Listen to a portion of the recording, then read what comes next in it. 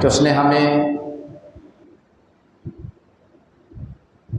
آج جمعۃ المبارک نصیب فرمایا اور پڑھنے کی بھی توفیق بخشی۔ آج کا بیان کا موضوع جو ہے وہ ہے ماں باپ کی عظمت اور شان۔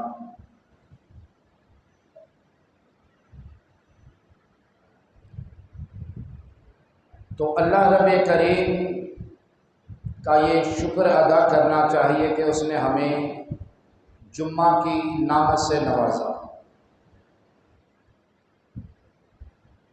اور جمعے کی نعمت سے نوازنے کے بعد یہ بھی توفیق بخشی کہ ہمیں اللہ نے پڑھنے کی توفیق عطا فرمائی، مسجد میں آنے کی توفیق بخشی۔ ورنہ آپ کے سامنے ہے، ہر ایک کے پاس مصروفیات کے ڈھیر ہیں، کسی کے پاس بھی کوئی ایک دو مصروفیت نہیں ہے، بلکہ کسی سے بھی آپ مسجد میں جانے کی بات کریں، کسی نیک محفل میں جانے کی بات کریں، اجتماع میں جانے کی بات کریں، تو ان کے پاس ایک دو مصروفیت نہیں بلکہ مصروفیات کے انبار ہیں، انبار یعنی ڈھیر ہیں۔ تو اس پرفتن دور اور نفسا نفسی کے عالم کے اندر یہ اللہ کا شکر نہیں ہے، اللہ کا احسان نہیں ہے کہ اپنے گھر میں ہمیں لا کے بٹھا دیا، بھلے کچھ لمحوں کے لیے کچھ دیر کے لیے ہی بٹھا دیا۔ نبی پاک علیہ الصلوۃ والسلام اپنے صحابہ کو بٹھا کر، بخاری شریف سے آپ کو ایک بات بتا رہا ہوں، بخاری شریف میں یہ واقعہ موجود ہے۔ حضور سید عالم صلی اللہ علیہ وسلم اپنے صحابہ کے پاس موجود تھے اور صحابہ سے بات چیت کر رہے تھے اور بندے کا اور اس کے رب کا تعلق بتا رہے تھے۔ تو حضور نے فرمایا کہ ایک بندہ تھا، وہ اونٹ کے ساتھ اپنے سامان کے ساتھ سفر میں تھا اور صحرا میں جا رہا تھا۔ الصحرا کا سفر جنہوں نے کیا ہے ان کو پتہ ہے کہ دور دور تک میلوں میل بھی کسی چیز کا نام و نشان نہیں ہوتا، پانی کا بھی نام و نشان نہیں ہوتا، سائے کا بھی نام و نشان نہیں ہوتا۔ تو وہ صبح سے لے کے شام تک جب تھک گیا تو کوئی سائے والی جگہ ملی تو اس نے اپنے اونٹ کو وہیں باندھ دیا اور آرام کرنے کے لیے لیٹ گیا۔ جب لیٹا تو ظاہری آنکھیں بند ہو گئی، سو گیا۔ کچھ دیر بعد جب وہ اٹھا تو اس کا اونٹ وہاں موجود نہیں تھا۔ یہ واقعہ نبی پاک علیہ الصلوۃ والسلام نے اپنے صحابہ کو سنایا، جو میں آپ کے سامنے بیان کر رہا ہوں۔ تو جب وہ آدمی اٹھا، اس کا سامان اور اونٹ وہاں موجود نہیں تھا، تو وہ بڑا پریشان ہو گیا، گھبرا گیا۔ اب اس کو سوائے موت کے اور کوئی چیز نظر نہیں آئی، کیونکہ صحرا میں نہ پانی ہے نہ سایہ ہے، دور دور تک کوئی چیز نہیں ہے۔ وہ بھاگا کبھی ادھر کبھی ادھر کبھی ادھر کبھی ادھر کہ اونٹ تلاش کروں، مگر اس کو اونٹ کہیں نہیں ملا۔ تھک ہار کر جہاں وہ اونٹ باندھا تھا، جہاں لیٹا ہوا تھا، وہیں آیا اور تھک ہار کر دوبارہ بیٹھ گیا۔ اب اتنی غنودگی تھا گئی کہ اس کی دوبارہ آنکھیں بند ہو گئی، تھکاوٹ کی وجہ سے دوبارہ آنکھیں اس کی بند ہو گئی۔ جب آنکھیں بند ہوئیں تو پھر ایک دم جھنجھلا کر جب اٹھا تو کیا دیکھتا ہے کہ اس کا اونٹ سامان سمیت اس کے پاس کھڑا ہے۔ اس کا اونٹ سامان سمیت اس کے پاس کھڑا ہے۔ اب اس بندے کو خوشی کا عالم یہ تھا کہ اس نے کہنا یہ تھا کہ یا اللہ تو میرا رب ہے اور میں تیرا بندہ، کہنا اس کو یہ تھا۔ لیکن اس نے کیا کہا، اتنی خوشی کی انتہا کہ الفاظ کی ترتیب بھی نہ بن پائی، زبان نے بھی ساتھ نہ دیا۔ اس نے کہا کہ یا اللہ تو کتنا مہربان ہے، میں تیرا رب اور تو میرا بندہ۔ جان بوجھ کر نہیں کہا، خوشی کا عالم یہ تھا، خوشی کی انتہا یہ تھی کہ زبان اور الفاظ برابر نہیں تھے، برابر ساتھ نہیں دیا، تو اتنی خوشی کی انتہا کہ کہنا تو یہ تھا مالک تو میرا رب ہے، میں تیرا بندہ، تیرا احسان ہے، لیکن اس کی زبان سے نکلا یا اللہ تو کتنا رحیم ہے، میں تیرا رب اور تو میرا بندہ۔ تو حضور نے فرمایا بتاؤ اس بندے کو کتنی خوشی ہوئی ہوگی۔ یہ تمام واقعہ حضور نے جب سنایا صحابہ کو، فرمایا بتاؤ اس بندے کو جس کی الفاظ بھی ساتھ نہیں دیے، زبان بھی ساتھ نہیں دے رہی، تو اس کی زبان سے کہنا کچھ تھا نکلا کچھ، بتاؤ اس کو کتنی خوشی ہوئی ہوگی۔ تو صحابہ نے عرض کیا یا رسول اللہ خوشی کی تو انتہا نہ رہی، بہت زیادہ خوشی ہوئی ہوگی۔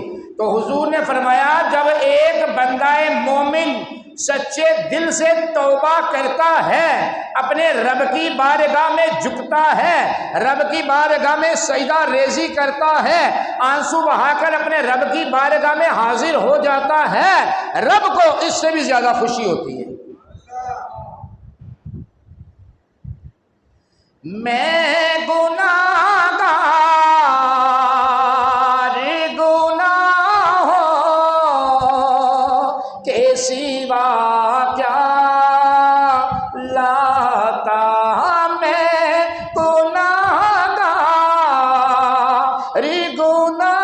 گناہوں کے سوا کیا لاتا، نیکیاں ہوتی ہیں سرکار نیکوکار کے پاس،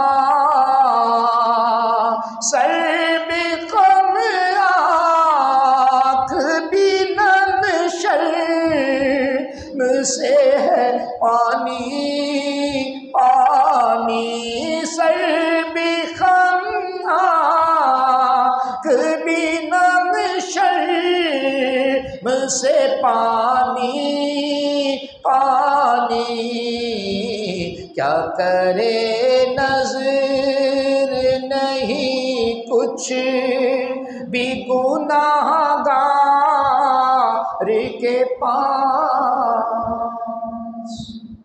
تو حضور نے فرمایا کہ جب ایک بندہ مومن اللہ کی بارگاہ میں سچی توبہ کر لیتا ہے تو رب کو اس سے بھی زیادہ خوشی ہوتی ہے جتنی اس بندے کو اپنا سامان اور اونٹ ملنے پر ہوئی۔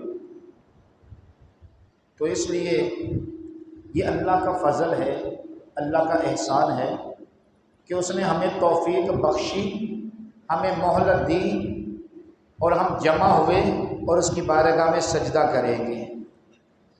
تو یہ زندگی جو ہے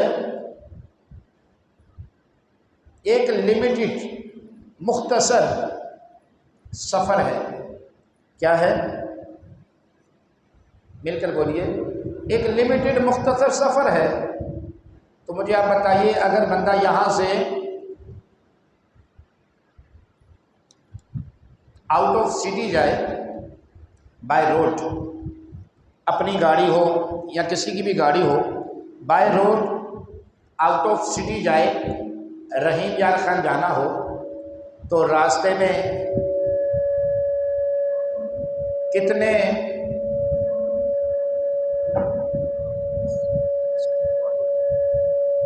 خوبصورت نظارے اس کو دیکھنے کو ملتے ہیں، راستے میں کتنے باغات آتے ہیں، کسی ہوٹل پر رک کر وہ کھانا بھی کھا لیتا ہے، چائے بھی پی لیتا ہے، اور اگر ٹائم زیادہ ہو تو کہیں اسٹے بھی کرنا پڑ جاتا ہے۔ تو آپ ایک چیز کو تسلیم کریں گے کہ وہ جب کسی ہوٹل میں، کسی ریسٹورنٹ میں، کسی باہر ایسی جگہ پہ رکتا ہے تو وہ گھر سے زیادہ سکون محسوس کرتا ہے۔ صاف ستھرے کمرے ہوتے ہیں، اے سی والا ماحول ہوتا ہے، صاف ستھرے ہوٹل ہوتے ہیں، اور ایک آرڈر کرے کھانا آگے آ جاتا ہے، ہر چیز مل جاتی ہے، لیکن وہ وہاں دل نہیں لگاتا، وہ وہاں پہ دل نہیں لگاتا۔ اس کو معلوم ہے یہ اسٹے ہے، یہ ویٹنگ ہے، یہ صرف چند لمحوں کا یا چند مختصر گھڑیوں کا میرا رکنا ہے، یہ میری منزل مقصود نہیں ہے۔ پھر وہ دوبارہ اٹھتا ہے اور اپنی منزل مقصود کی طرف چل پڑتا ہے۔ تو میرے دوستوں، بھائیوں، بہنوں، گھروں میں بیٹھ کر سننے والی پردے میں اسلامی بہنوں، یہ جو اللہ نے ہمیں زندگی عطا کر دی ہے، جو لمحہ با لمحہ ہر گھڑی ہمیں موت کی طرف لے کر جا رہی ہے، اس کا ریورس گیئر نہیں ہے، بیک نہیں ہے، فارورڈ ہی ہے۔ تو یہ ہمیں ہر لمحہ موت کی آغوش میں لے کر جا رہی ہے۔ تو بتائیے پھر ہمیں سفر کیسے گزارنا چاہیے؟ کیا اس دنیا میں دل لگانا چاہیے؟ یہ تو مختصر ویٹنگ روم ہے۔ کوئی 10 سال جیا، کوئی 20 سال جیا، اگرچہ کوئی 100 سال بھی جی لیا، لیکن جانا تو ہے۔ اب کل ایک جنازہ ہوا، بچے کی عمر 17 سال تھی۔ کتنی تھی جی؟ حضرت 17 سال۔ اس کا والد بھی زندہ ہے، اس کا دادا بھی زندہ ہے، اس کا نانا بھی زندہ ہے، نانی بھی زندہ ہے، دادی بھی زندہ ہے، والدہ بھی زندہ ہے، لیکن وہ 17 سال کا نوجوان اس دنیا سے چلا گیا۔ کیونکہ موت نہ عمر دیکھتی ہے، نہ رنگ روپ دیکھتی ہے، نہ مال و دولت دیکھتی ہے، نہ بینک بیلنس دیکھتی ہے، نہ تمہارا بیک گراؤنڈ دیکھتی ہے، نہ یہ تمہارے اسوسس دیکھتی ہے، بلکہ یہ تو آئے گی اور تمہیں لے کر چلی جائے گی۔ تو اس لیے جو گھڑیاں مل رہی ہیں، جو سانس مل رہا ہے، اس کا شکر ادا کرنا چاہیے، اللہ کی رضا کے لیے اپنا وقت گزارنا چاہیے، ورنہ وقت تو گزر ہی جائے گا۔ بندگی میں گزارے، غیر بندگی میں گزارے، اللہ کی اطاعت میں گزارے، نافرمانی میں گزارے، یہ وقت تو گزر رہا ہے۔ نماز پڑھ کر گزارے یا نہ پڑھ کر گزارے، قرآن پڑھ کر گزارے یا نہ پڑھ کر گزارے، یہ زندگی رفتہ رفتہ چلتی جا رہی ہے۔ اس کا کوئی ایسا سسٹم نہیں ہے کہ اس کا سیل نکال دیا تو یہ رک جائے گی۔ یہ ایک ایسی رفتار والی گھڑی ہے کہ جو چلتی ہی جا رہی ہے، رکے گی نہیں۔ لیکن ہمیں یہ سمجھنا چاہیے کہ جس جگہ پر ہم رہ رہے ہیں، کیا یہ ہمارا حقیقی مقام ہے، ہماری منزل مقصود ہے، ہمارا آخری ٹھکانہ ہے؟ نہیں ہے۔ جب نہیں ہے تو پھر اس سے دل کیا لگانا؟ جگہ جی لگانے کی دنیا نہیں ہے، یہ عبرت کی جا ہے، تماشا نہیں ہے۔ ہوئے نامور بے نشان کیسے کیسے، ارے زمین کھا گئی نوجوان کیسے کیسے۔ تو یہاں خوشی کے پھول لے گا کب تلک، تو یہاں زندہ رہے گا کب تلک۔ موت آئی، پہلوا بھی چل دیے، خوبصورت نوجوان بھی چل دیے، چونٹی جیسے کو بھی نہ چھوڑا موت نے، ہاتھی جیسے کو بھی پچھاڑا موت نے۔ میرے بھائی، میرے دوست، میرے بچوں، گھروں میں بیٹھ کر سننے والی اسلامی بہنوں، ہمیں ابھی بھی ہوش کے ناخن لینے چاہیے، سمجھنا چاہیے کہ یہ دنیا تو فانی ہے۔ آپ دیکھیے جنہوں نے کروڑوں روپیہ کمایا، اربوں روپیہ کمایا، کیا ان کو مرنا نہیں ہے؟ کیا ان کو وہی کفن نہیں پہننا جو ایک فٹ پاتھ پہ مرے ہوئے کو پہنایا جاتا ہے؟ بلکہ غریبوں کے لیے تو خوشخبری ہے، بولیے سبحان اللہ۔ غریبوں کے لیے جن کے پاس مال کم ہے، اگرچہ وہ رزق حلال کماتے ہو، ان کے لیے خوشخبری ہی خوشخبری ہے،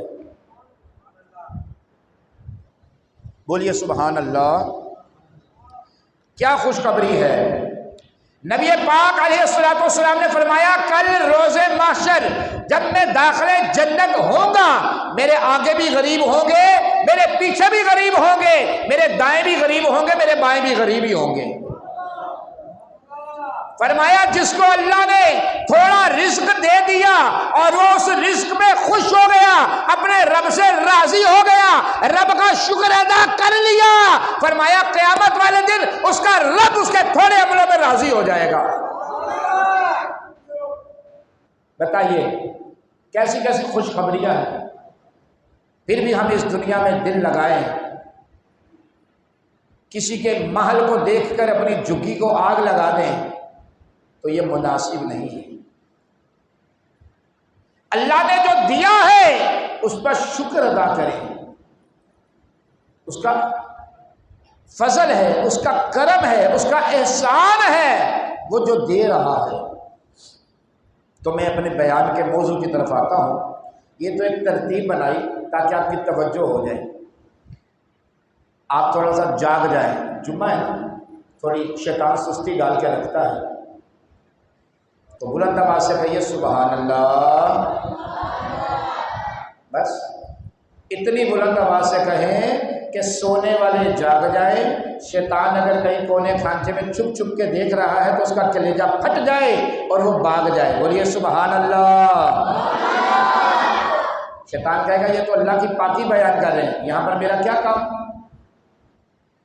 بلند آواز سے کہیے سبحان اللہ۔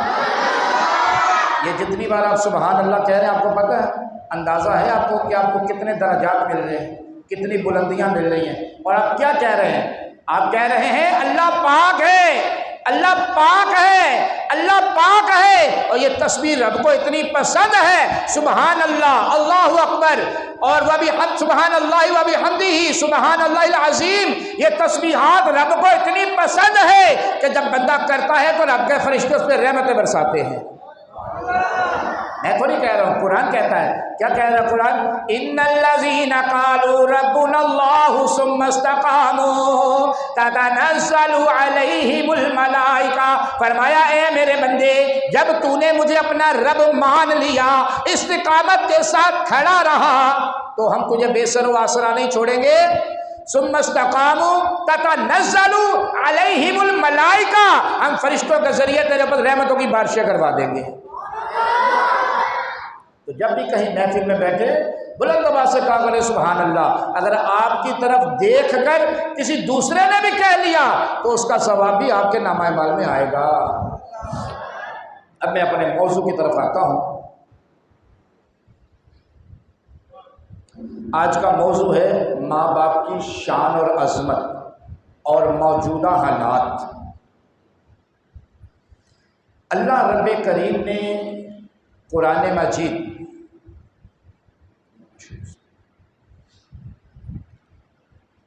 اللہ